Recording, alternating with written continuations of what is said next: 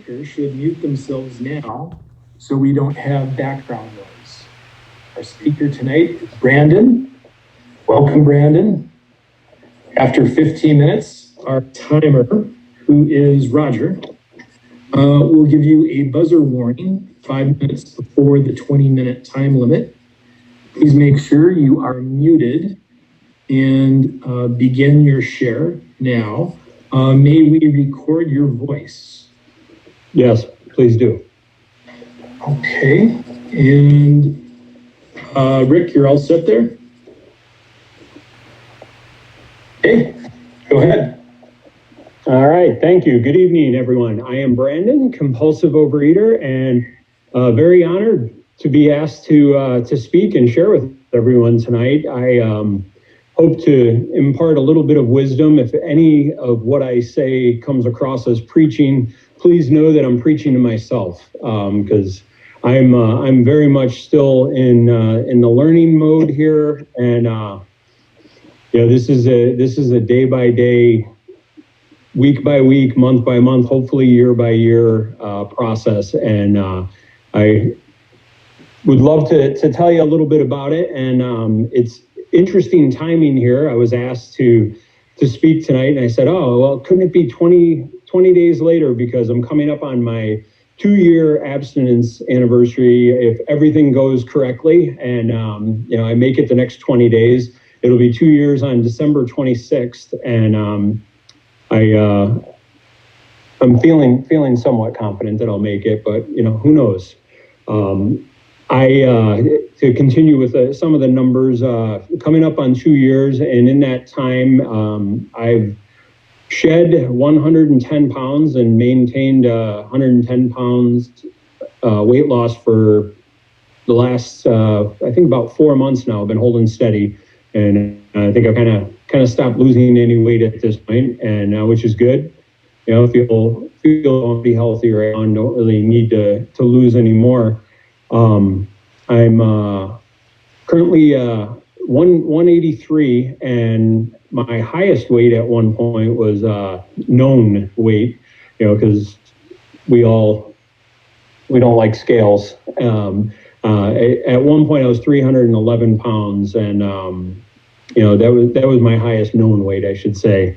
And it started early, like most of us, and I don't want to dwell too much on the early days, so to speak, but once I started my recovery, that's when I started to remember and look back. And as early as 5, 6, 7 years old, I was eating compulsively already. I can picture myself hiding food, stealing food, eating secretly at a very young age. And, and that just carried through childhood. And why it started, when it started, there was a reason that I volunteered to read our invitation to you tonight, because there's a couple parts of that I return to on a regular basis. And one of them is the reasons for our illness are unimportant. And I've stopped trying to figure out why I started eating so much when I was a kid, why I comforted myself with food. I don't want to say I've given up, but I'm not going to spend a lot of time and effort trying to figure out why I ate the way I did.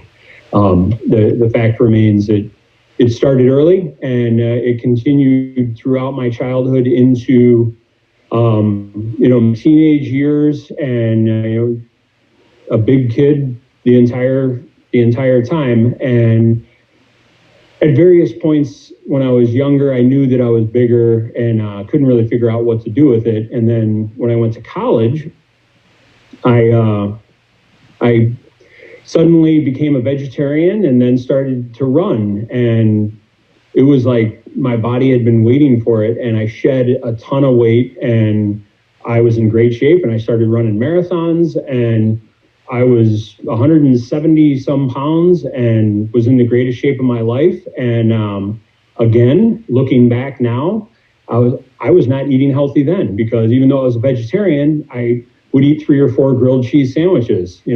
That's not healthy. That's not a healthy approach to eating. And, there was nothing healthy about my eating back then either. And as soon as I got out of college, the weight just came roaring back, because having a professional job and money and freedom and, living alone, well, that just opens up the door of compulsive eating, isolating, and the weight came storming back on, and it stuck with me. And my adult life, I traveled a lot and would be in hotels alone, and I mean, it just, the weight just kept on, and was losing weight a little bit here and there, making some small changes, but nothing ever stuck. Diets and me, just, it doesn't work. So basically my childhood and all of my adult life, was big, and I was fat, and no way around it. And I found out about OA a long time ago. I heard about it. I knew that it existed. And about 5 years ago, I remember looking up a meeting, and I found one, and I sat outside there and I didn't go in. And I thought, I don't need that. I can do this. And then fast forward 3 years, and I just had enough. The time was right, and I had started meditating, and that really kind of slowed me down because I was battling anxiety. And from meditation, I then said, you know what, I need more. And I started therapy to battle the depression. And from therapy, I was reintroduced to OA. And if you remember what I said, my abstinence date is December 26th, and it was the day after Christmas.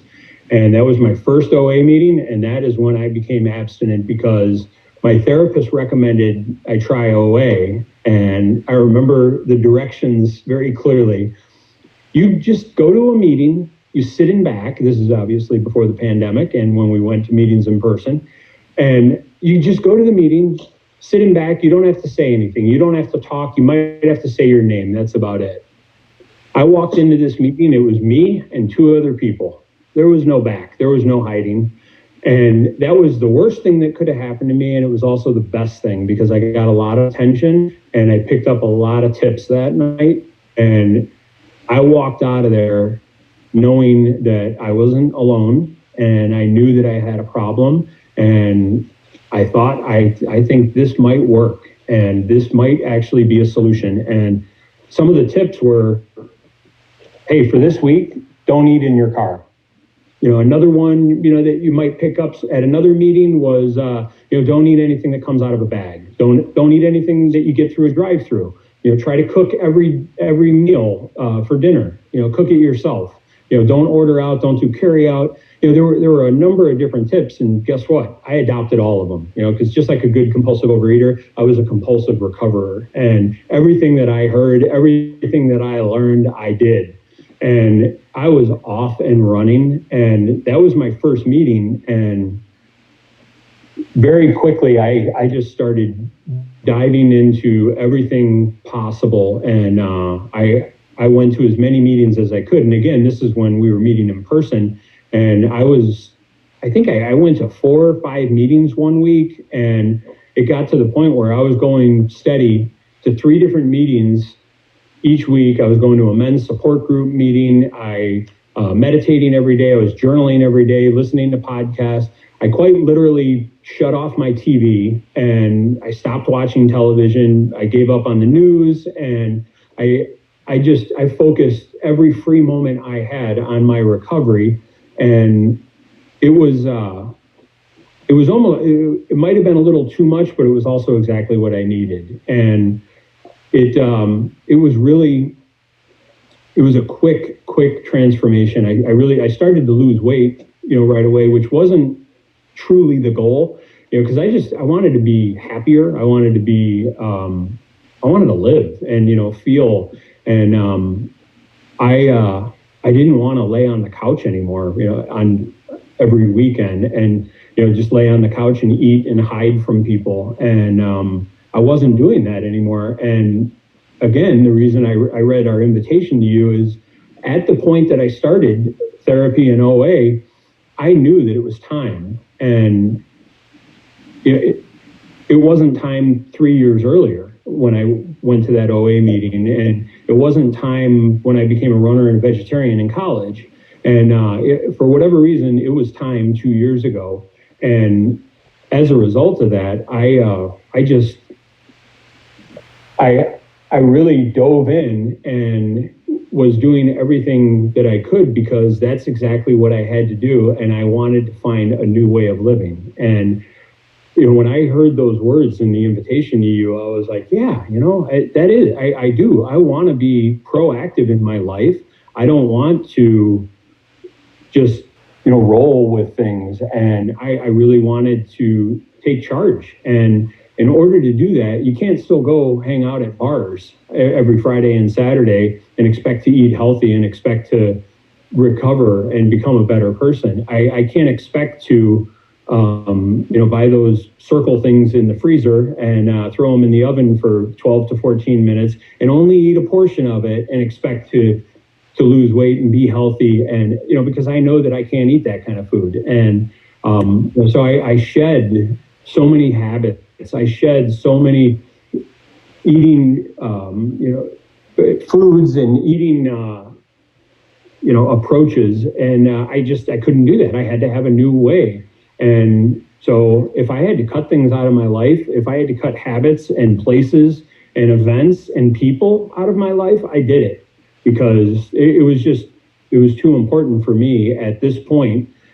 I knew that I wanted to be healthier in my mind, my body, and my spirit. And I had tried different things in smaller doses and it didn't work. So, it was really time to dive in. And that's exactly what I did. So the meetings, therapy, support groups, the journaling, the podcast, that became my new way. And I would say for the last 2 years, there's maybe 20, 25 meals that I've eaten that I didn't prepare. I weigh my food. I eat pretty much the exact same thing for breakfast every day. At this point, I eat one of 2 or 3 different things for lunch. And when I do go to the office, I bring my own lunch. For dinner, there's 3 to 5 different things, and I cook it all. I prepare it all. I do have a food scale. I bring my snacks. If I, have a little thing of nuts, I weigh it out, and I know 28 grams of almonds, go in my little thing. It's become. I'm shocked that I do this. Quite frankly, 3 years ago, if I was listening to myself right now, I would be like, no way. But it's a new way of living. This is what I have to do. And, the 100 pound weight loss, that's great and everything, but that's really, for me, not what it's about, because I lost the weight making some changes. And I did all of that first year virtually on my own. And I did not have a sponsor. And is that my 5 minute? I just heard something. Oh, all right. I did that without a sponsor, and showing up at all those meetings, that was my accountability. And I knew that I was missing something. And the good and the bad thing about this pandemic is, number one, I'm in front of all of you right now, and that wouldn't have happened if it wasn't for the pandemic. I found my sponsor as a result of the pandemic and all these Zoom meetings. And during the last, what are we, in 10 months of this almost now, I've been 7 days a week in some cases on this meeting and on Zoom meetings, and it's come to my attention that the weight loss was one facet of this program. You have to work all of the steps, and I'm still working the steps right now for the first time with my sponsor, and I have a ways to go, because figuring out my food plan and putting to use some of the tools, that's part of it. But there's a reason that there's tools, plural, and there's a reason that there's 12 steps, not just one. And you have to do it all. And that's what I'm trying to do, because losing the weight and tackling the food was one part of it. But I also realized that there was a big void in the spiritual side and the emotional side for me. And I hadn't properly adjusted to that, because being that fat kid, being that fat adult, and basically spending my entire life as the big guy, and then trying to overcome that. You can lose weight, sure, but it's like you can paint a car and wax it up and everything, and the outside of it looks really good. But if you don't do anything to the inside, and it's a 45-year-old Chevy, well, there's still work to do on the inside then, and that's where I'm at now. Is really trying to work, my mind and my spirit, and there's still a lot of work to do, which is why at the very beginning I said, hopefully I make it the next 20 days to make it to my 2-year, and it's a daily battle. It really Brandon, is. you got 5 minutes? Thank you. And it is a daily battle. And, fortunately, I've developed a lot of very important and useful tools and practices as a result of the program. Attending meetings is really big for me. Working with my sponsor, talking with my sponsor probably 5 days a week has been, a really powerful, positive change for me. Even though I had a lot of that success in the first 16, 17 months of the program, that's been a really welcome addition, is working with my sponsor, but also the fellowship, the literature, talking with people, hearing other people's story, and getting some different tips and learning, what other people are doing in their recovery and how they're going about this.